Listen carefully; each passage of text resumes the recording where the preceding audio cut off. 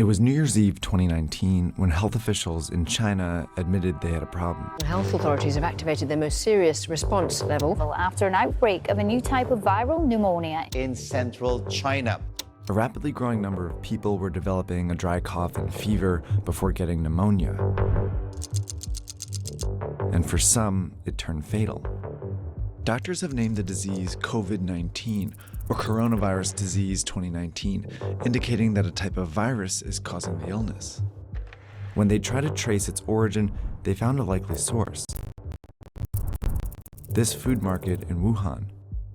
Out of the first 41 patients, 27 had been here. It wasn't conclusive evidence, but Chinese officials quickly shut down the market. They had seen this happen before, at a place just like this. Health officials are trying to get a grip on an alarming outbreak of SARS. The virus originated in mainland China. Has spread across the country. The disease had been festering for months in southern China. In 2002, a coronavirus had emerged at a very similar market in southern China. It eventually reached 29 countries and killed nearly 800 people. Now, 18 years later, this coronavirus is in at least 71 countries and has already killed over 3,100 people. So what do these markets have to do with the coronavirus outbreak, and why is it happening in China?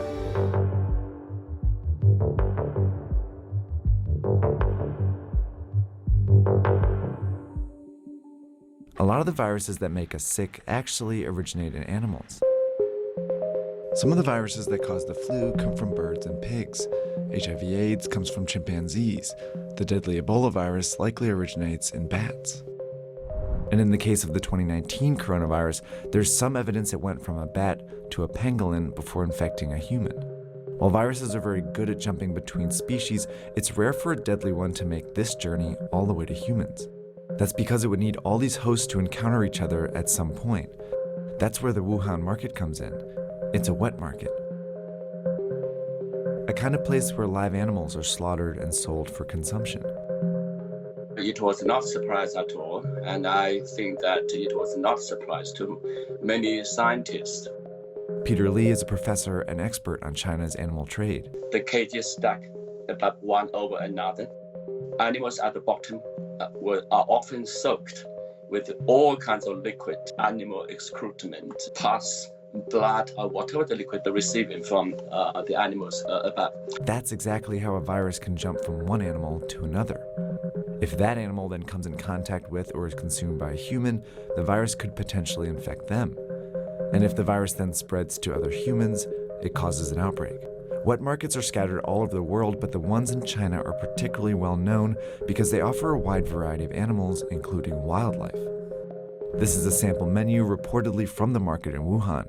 These animals are from all over the world, and each one has the potential to carry its own viruses to the market. The reason all these animals are in the same market is because of a decision China's government made decades ago. Back in the 1970s, China was falling apart. Famine had killed more than 36 million people, and the communist regime, which controlled all food production, was failing to feed its more than 900 million people. In 1978, on the verge of collapse, the regime gave up this control and allowed private farming. While large companies increasingly dominated the production of popular foods like pork and poultry, some smaller farmers turned to catching and raising wild animals as a way to sustain themselves. At the very beginning, it was mostly peasant household backyard operation of turtles, for example. That's how wildlife farming started to get off the ground. And since it started to feed and sustain people, the Chinese government backed it. So it was imperative for the government to encourage people to make a living through whatever productive activities they can find themselves in. You can lift yourself out of poverty.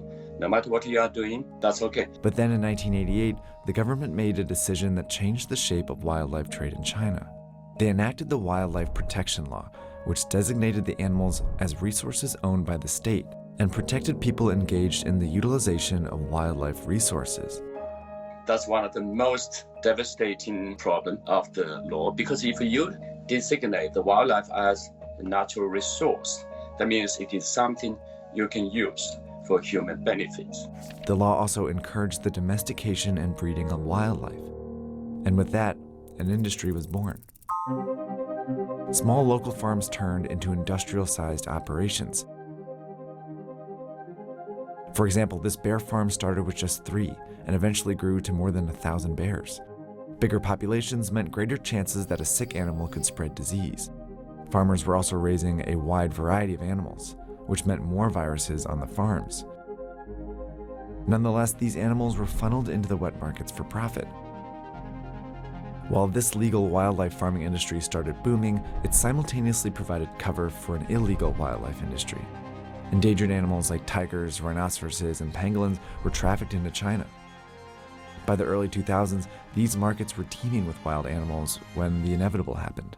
The latest on the deadly SARS virus, the worldwide death toll up again today. China has reported more than 1,400 cases of infection nationwide. It is what health officials have feared all along. In 2003, the SARS outbreak was traced to a wet market here in southern China.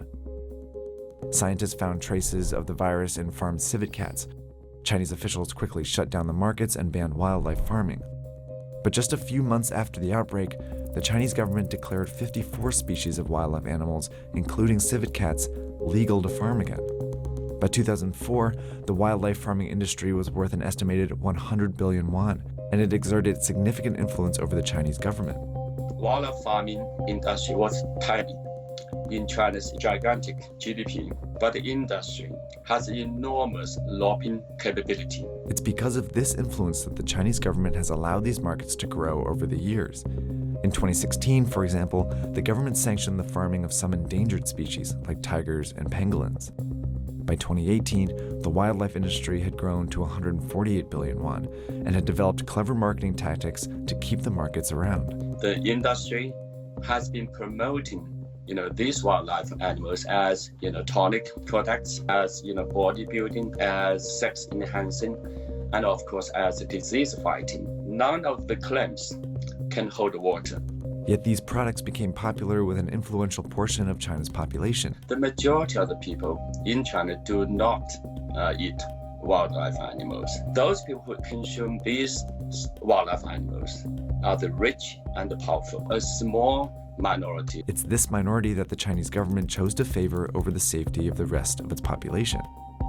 These parochial commercial interests of small number of wildlife eaters are hijacking China's national interest. Soon after the coronavirus outbreak, the Chinese government shut down thousands of wet markets and temporarily banned wildlife trade again. Organizations around the world have been urging China to make the ban permanent. Chinese social media, in particular, has been flooded with petitions to ban it for good this time. In response, China is reportedly amending the wildlife protection law that encouraged wildlife farming decades ago. But unless these actions lead to a permanent ban on wildlife farming, outbreaks like this one are bound to happen again.